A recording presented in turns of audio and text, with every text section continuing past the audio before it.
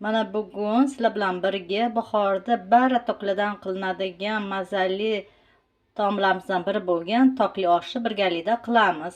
Qani bo'lmasa boshladik.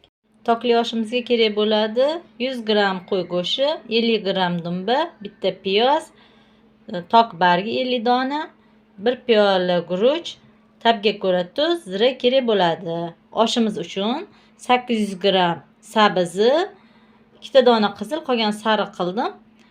2 piyoz, 150 gram qo'y go'shti va 70 gram dumba, 700 gram guruch hamda 1,5 cho'mich yog' kerak bo'ladi. Hozir birinchi tokimizni tayyorlab olishimiz kerak kechizib. Shuning uchun piyoz bilan dumbani to'rab tayyorlab olamiz. Guruchimizni 10 minutga issiq suvga yutib qo'yamiz, yaxshi pishishi uchun. Mana suv solib yutib qo'ydik. Bu yoqda bo'lsa, piyozlarni mayda qilib to'rab olamiz, dumbani ham mayda qilib to'raymiz. Guruchimiz tayyor bo'lguncha sabzi bilan piyozlarni to'rab olamiz. Mana endi guruch 10 minut vaqt o'tdi. Guruch suvini to'kib tashlab, guruchimizni solamiz tayyor qiymamizga. Mana guruchni ham soldik. Endi tuz bilan zirani solamiz. Tuz bilan zirani ham soldik. Endi yaxshilab aralashtiramiz. Mana masallig'imizni aralashtirib tayyor qilib oldik. Agarda dumba yoqtirmaydiganlar bo'ladigan bo'lsa, qiymani o'zidan qilishi ham mumkin. Xuddi shunaqa qilib 150 gram qiymaga guruch, piyozlarni solib qilish ham mumkin. Xuddi shunaqa tokka. Endi hozir tokimizni ipga chizib olishni boshlaymiz. Lekin qo'y go'shti bilan dumba solingan tokimiz juda ham mazali bo'ladi. Mana bagimizning o'rtasiga ozgina qiymadan solib olamiz. Keyin ikkita bagni, ikki tarafidagi bagni o'rtaga olib kelib, to'rtburchak qilib tugib olamiz. Shunaqa aylantirib to'rtburchak qilib tugib olamiz. Mana shunaqa to'rtburchak bo'lganda ip olamiz, nina bilan ninali ipimizga o'tkazamiz. Tokimizdan birini ustidan birini. Mana tokimizning hammasini shunaqa qilib chizib olamiz.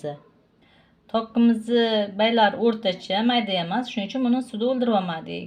Suvga o'ldirmasak, oshda mazasi toki juda ham zo'r bo'lib chiqadi. Shuning uchun suvga o'ldirmasdan o'zini svejiligicha terib olamiz. Sabzimizni mana salomka to'rab oldik. Oshga piyoz to'rab olganmiz. Endi qozonimizga yog' solib qo'shib boshlaymiz. Qozonimizga 1,5 cho'mich yog' solib oldik. Qizishi boshladi. Endi go'sht bilan dumbani solib yaxshilab qovuramiz. Mana go'sht bilan dumbani ham soldik. Endi ustidan tuz sepamiz. Tuzni ham sepdik, yaxshilab endi qizartirib qovurib olamiz. Piyoz tarafini ham qizartirib olamiz go'shtimizni. Go'shtimizni olib qo'yib, piyoz solib yaxshilab qovuramiz. Mana piyozni ham soldik, endi qovurishni boshladi. Mana piyozlarimiz chiroyli bo'lib qizardi. Endi go'sht bilan sabzini solamiz. Mana go'sht soldik, endi sabzini solamiz. Mana sabzini solib, endi yaxshilab aralashtiramiz. Mana yaxshilab aralashtirib oldik. Endi suv solamiz.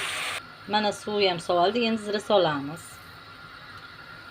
Endi suvni ko'proq solamiz tokli oshga, chunki tok pishishi kerak uning ichida. Hozir endi tokimizni solamiz. Mana tokimizni chiroyli qilib yoqda ipga chizib olganmiz. Ikki uchini yaxshilab boylab qo'yganmiz. Mana uchlari boylangan bir-biriga. Shunaqa qilib chiroyli qilib tayyorlab olganmiz tokimizni. Endi oshimizni zirvaga qaynamasdan turib uni solamiz. Mana tokimizni soldik. Yana kichkinasi bor, unisini ham o'rtasiga solamiz. Mana zirvamiz deyarli tokimizni ko'mibroq turibdi. Shunaqa bo'lish kerak, bo'lmasa guruchlari yaxshi pishmay qolishi mumkin. Zirvamiz qaynab chiqdi, endi pasaytirib qo'yamiz. Qopqog'ini yopmasdan shu ochiq holatda 15-20 minut qaynatamiz buni. Mana oshimiz chiroyli bo'lib qaynavyapti. Endi tuzlarini bir ko'rib qo'yamiz. Past bo'lsa tuzlarini to'g'rilab olamiz. Shunda tokga mazalari zo'r bo'lib, shirin bo'lib pishadi. Mana 20 minut vaqt o'tdi. Endi tokimizni olib, guruchimizni solamiz. Guruchimizni yuvib solamiz. Mana tokimizni oldik. Bu yoqda zirvamiz qaynavyapti. Uni tuzlarini yana bitta ko'rib olamiz damlashdan oldin. Mana guruch yuvib oldik. Yutmaganmiz, yuvilgan faqat. Endi oshimizga solib damlashni boshlaymiz. Mana guruch soldik. Endi gaz balon qilib, suvni tortishini kutamiz. Mana guruchimiz yaxshi etildi. O'ziga hamma suv oldi. Endi oshimizni damlaymiz. Guruchlarni o'rtaga yig'ib, qoshiqda teshib chiqamiz. Mana qoshiq yordamida oshimizni teshib oldik. Endi ustidan boya tokimizni qo'yamiz. Mana katta bo'lechasini qo'yib oldik tokimizga. Endi o'rtaga kichkina bo'lechasini qo'yamiz.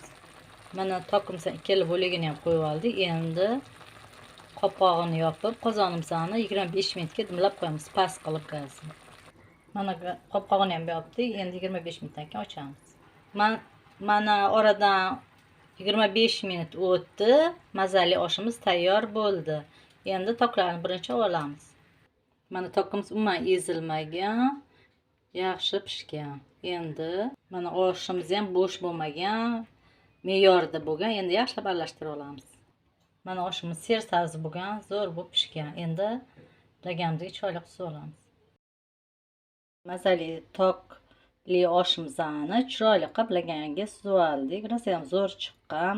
Toklar ezilmasdan, mazalari ham zo'r bo'lgan. Tavsiya etaman. Qilib ko'ringlar. Hali vaqt bor. Toklar hali qattiq bo'lib qolmagan. Mazza qilib shunaqa tokli oshlarni qilishimiz mumkin uy sharoitida ham. Agarda retsept yoqqan bo'lsa, kanalga obuna bo'lib, like bosib qo'yishni unutmanglar.